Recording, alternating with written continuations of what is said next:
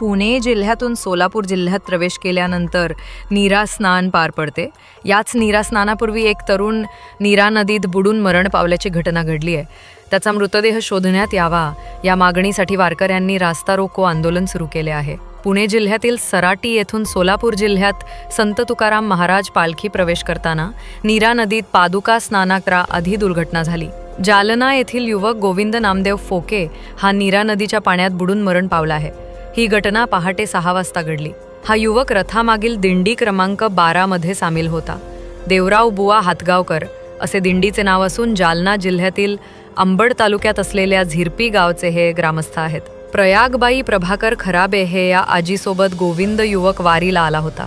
तो 12वी मध्ये शिकत होता।